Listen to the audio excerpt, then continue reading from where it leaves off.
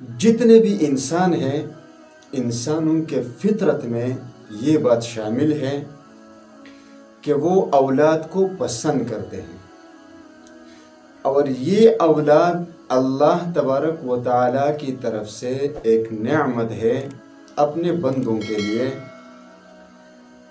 اور اسی نعمت کے لیے اللہ تبارک و تعالیٰ کے انبیاء نے بھی دعا مانگی ہے۔ جیسا کہ ابراہیم علیہ السلام کے بارے میں اللہ تبارک و تعالیٰ کی کلام میں موجود ہے کہ انہوں نے یہ دعا مانگی، رب ہب لی من الصالحین، اللہ مجھے نیک بچہ عطا فرما۔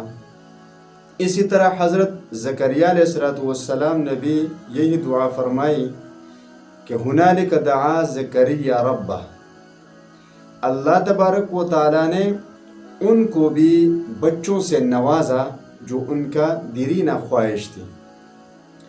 مطلب یہ اللہ تبارک و تعالیٰ کی ایک نعمت ہے، لیکن کبھی کبھار یہ نعمت اللہ تبارک و تعالیٰ کی ہم سے ضائع ہو جاتی ہے، اور اس کے استعمال کا ہمیں فائدہ نہیں ہوتا بلکہ الٹا نقصان ہو جاتا ہے۔ کبھی ایک جگہ سے کبھی دوسرے سے یہ خبریں آتی ہیں، کبھی چوری کی، کبھی چرس پی، کبھی نشاور چیز، کبھی کیا کیا، کبھی کیا، تو وہ ماں باپ کے لیے درد سر بن جاتے ہیں۔ ایسا کیوں ہو جاتا ہے؟ ایسا اس لیے ہو جاتا ہے کیونکہ اللہ تبارک و تعالیٰ نے جو نعمت عطا فرمائی ہے، اسی نعمت کے شکریہ کے طور پر سب سے پہلے تو اللہ تبارک و تعالیٰ کا شکر ادا کرنا چاہیے، جو اس کا بہترین ذریعہ نماز ہے۔ پھر اس کے بعد اس میں سب سے زیادہ دخل وہ تربیت کی ہوتی ہے۔ والدین کی کوتاہی کی وجہ سے وہ نعمت ہمارے لیے زحمت بن جاتا ہے۔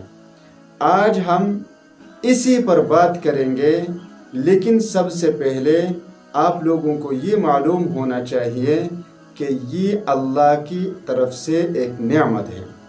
اب اس نعمت کو صحیح طریقے سے استعمال کیسے کرنا ہے، اس کا میں ایک مکمل کورس بناؤں گا، جس کا عنوان یہ ہوگا کہ اولاد کی تربیت کیسے کی جائے اور اولاد کی تربیت کہاں سے شروع ہوئی جائے۔